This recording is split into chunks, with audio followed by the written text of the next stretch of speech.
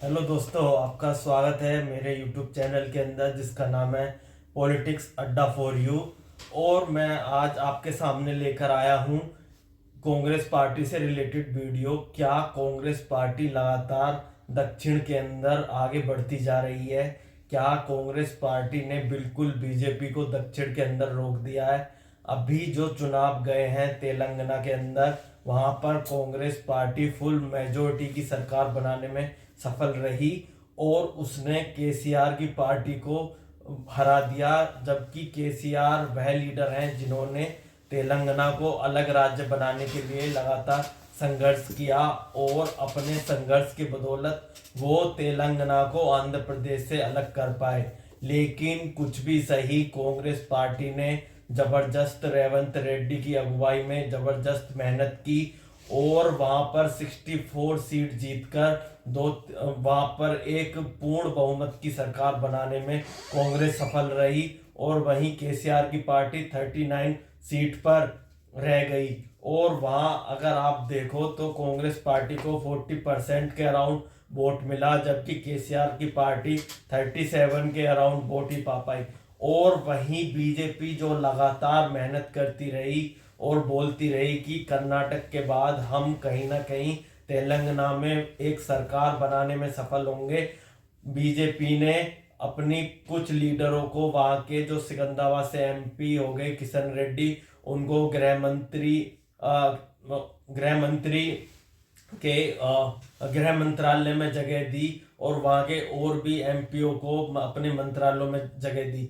लेकिन कहीं ना कहीं कांग्रेस ने वहां पर जबरदस्त मेहनत की। इसी वजह से कांग्रेस पार्टी ने लगातार दूसरी बार वहां पर एक शानदार जीत दर्ज की है। उससे पहले भी कांग्रेस पार्टी की आंध्र प्रदेश में सरकार रह चुकी है पूर्ण बहुमत की, जब राजशेखर रेड्डी वहां के मुख्यमंत्री हुआ करते थे।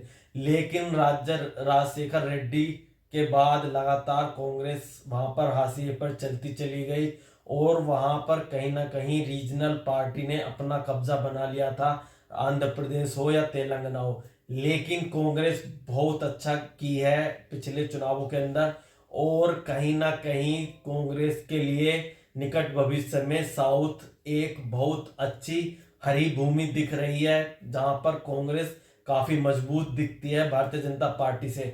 अभी आपको पता होगा कि कर्नाटक के जो चुनाव गए हैं वहां पर कांग्रेस पार्टी 135 सीट जीती थी असेंबली के अंदर और कांग्रेस पार्टी को 43% वोट मिला, जबकि भारतीय जनता पार्टी 66 सीट ही जीत पाई और उसे 36% वोट मिला। अगर 2019 के लोकसभा चुनाव की बात करूं मैं कर्नाटक के अंदर, तो कहीं ना कहीं भारतीय जनता पार्टी वहां पर कामयाब रही और भारतीय जनता पार्टी वहां पर 25 के अराउंड वहां पर सीट जीतने में कामयाब रही, जबकि कांग्रेस पार्टी केवल 2 ही सीट कर्नाटक के अंदर जीत पाई।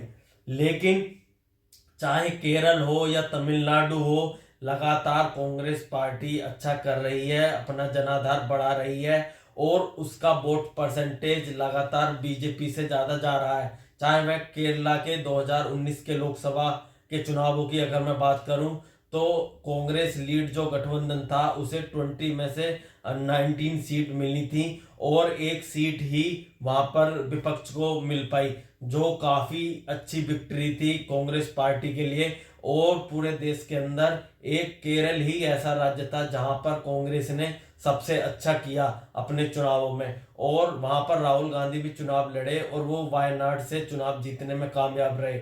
अगर मैं केरला के इलेक्शन की बात करूं तो कांग्रेस पार्टी ने वहां 50% से भी ज्यादा का 48 to 49% उनका वोट रहा और उनका जो गठबंधन था उसका 50% के अराउंड वोट रहा।